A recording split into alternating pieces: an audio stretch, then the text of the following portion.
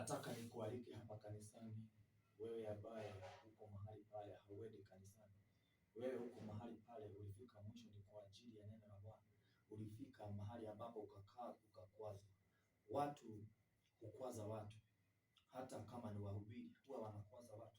Lakini Biblia inasema ya kwamba wakati Yohana Mbatizaji aliweza kukamatwa, kumbuka aliweza kukamatwa wakati Yesu Kristo alikuwa anatenda miujiza.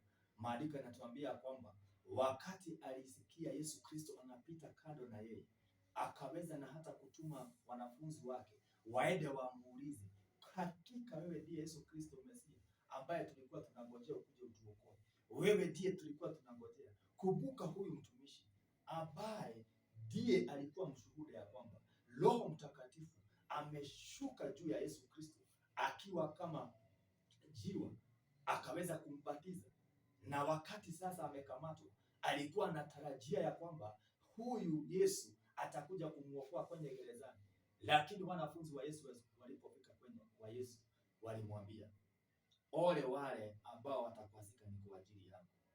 Mimi nakwambia ukweli, ole wako, ole wewe ambaye umekwazika ni kwa ajili ya neno la Bwana. Ole wako umekwazika ni kwa ajili ya huduma.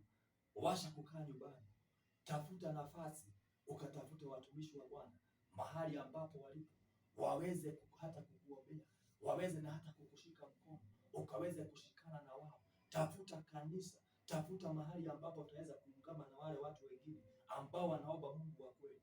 Ndio nakualika hapa kanisani, kuja tufanye kazi ya Bwana, kuja utumikie Bwana, ndiposa usikaweze kupasika katika maisha, ndiposa usikawe, ndio maandiko yanakuambia ole wako, ukaweze na hata kubarikiwa.